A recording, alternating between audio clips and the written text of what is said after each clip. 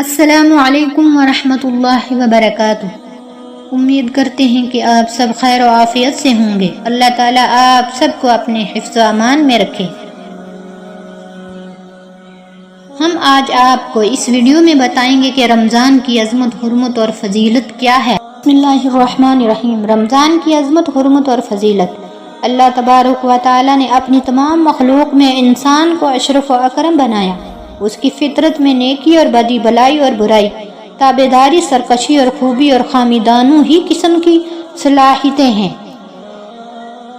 اسی کا پھل اور نتیجہ ہے کہ کسی بھی انسان سے اچھائی اور برائی دونوں ہی وجود میں آ سکتی ہیں۔ ایک انسان سے برائی بھی ممکن ہے اور اچھائی بھی ممکن ہے۔ اس کے باوجود کوئی برائی چھوڑ کر اپنی زندگی اور اس کے قیمتی لمحات کو نیکیوں کے ساتھ مزین اور آراستہ کر لے تو یہ اس کے کامیاب اور خالق و مخلوق کے نزدیک اشرف و اکرم ہونے کی سب سے بڑی نشانی ہے، اور یہی تقوی اور پرہیزگاری ہے جو روزہ کا مقصد اصلی ہے۔ جیسے کہ اللہ تعالیٰ نے فرمایا، یا ایھا الذین آمنوا کتب علیکم الصیام کما کتب علی الذین من قبلکم لعلکم تتقون۔ اے ایمان والو، فرض کیا گیا تم پر روزہ جیسے کہ فرض کیا گیا تھا تم سے اگلوں پر، یعنی پہلی قوموں پر، تاکہ تم پرہیزگار بن جاؤ۔ چند روزے ہیں گنتی کے۔ آگے بتایا ایام معدودات، چند روزے ہیں گنتی کے یعنی ایک مہینے کے۔ تقوی کا معنی ہے نفس کو برائیوں سے روکنا، اور اس کا سب سے بڑا ذریعہ روزہ ہے۔ جیسے کہ ایک صحابی رضی اللہ تعالی عنہ نے حضور اکرم صلی اللہ علیہ وسلم سے عرض کیا، اے اللہ کے رسول، مجھے کسی ایسے عمل کا حکم دیجئے جس سے حق تعالیٰ مجھے نفع دیں، مجھے اس سے نفع پہنچے۔ آپ نے ارشاد فرمایا، روزہ رکھا کرو، اس کے مثل کوئی عمل نہیں، اس کے برابر کوئی عمل نہیں، اس کے جیسا کوئی عمل نہیں۔ اب رمضان المبارک کی آمد ہے، یعنی گویا کہ رمضان آ چکا ہے۔ یہ مہینہ نیکیوں اور فرمانبرداریوں کے لیے موسم بہار کی طرح ہے۔ اسی لیے رمضان المبارک سال بھر کے اسلامی مہینوں میں سب سے زیادہ عظمتوں، فضیلتوں اور برکتوں والا مہینہ ہے۔ اس ماہ میں اللہ تعالیٰ اہل ایمان کو اپنی رضا، محبت، عطا، اپنی ضمانت اور الفت اور اپنے انوارات سے نوازتے ہیں۔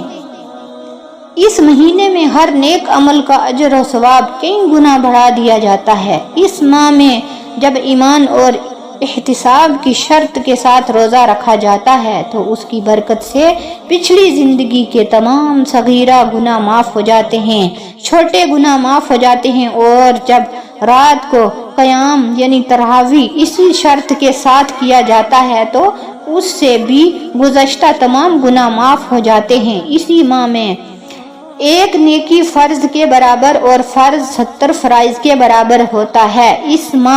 اس مہینے کی ایک رات جسے شب قدر کہا جاتا ہے، وہ 1000 مہینوں سے افضل قرار دی گئی ہے۔ رمضان کا روزہ فرض اور تراویح کو نفل سنت موقدہ بنایا گیا ہے۔ یہ صبر کا مہینہ ہے اور صبر کا بدلہ جنت ہے۔ یہ ہمدردی اور خیرخواہی کا مہینہ ہے۔ اس میں مومن کا رزق بڑھا دیا جاتا ہے۔ اس میں روزہ افطار کرانے والے کی مغفرت، گناہوں کی بخشش اور جہنم سے آزادی کے پروانے کے علاوہ روزہ دار کے برابر ثواب دیا جاتا ہے، چاہے وہ افطار ایک کھجور یا ایک گھونٹ پانی سے ہی کیوں نہ کرائے۔ ہاں، اگر روزہ دار کو پیٹ بھر کر کھانا کھلایا یا پلایا تو اللہ تعالیٰ اسے حوض کوثر سے ایسا پانی پلائیں گے جس کے بعد وہ جنت میں داخل ہونے تک پیاسا نہ ہوگا۔ اس ماہ کا پہلا عشرہ رحمت، دوسرا مغفرت اور تیسرا جہنم سے آزادی کا ہے۔ جس نے اس ماہ میں اپنے ماتحتوں کے کام میں تخفیف کی یعنی کمی کی تو اللہ تعالیٰ اس کے بدلے اس کی مغفرت اور اسے جہنم سے آزادی کا پروانہ دیں گے۔ پورا سال جنت کو رمضان المبارک کے لیے آراستہ کیا جاتا ہے۔ عام قانون یہ ہے کہ ایک نیکی کا ثواب 10 سے لے کر 700 تک دیا جاتا ہے، مگر روزہ اس قانون سے مستثنا ہے، الگ ہے۔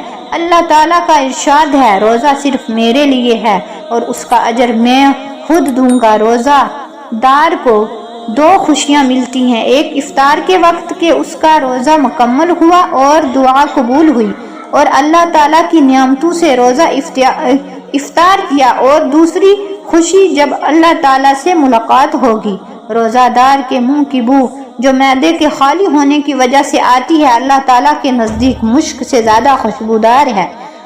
روزہ اور قرآن کریم دونوں بندے کی شفاعت کریں گے قیامت کے دن، اور بندے کے حق میں دونوں کی شفاعت قبول کی جائے گی۔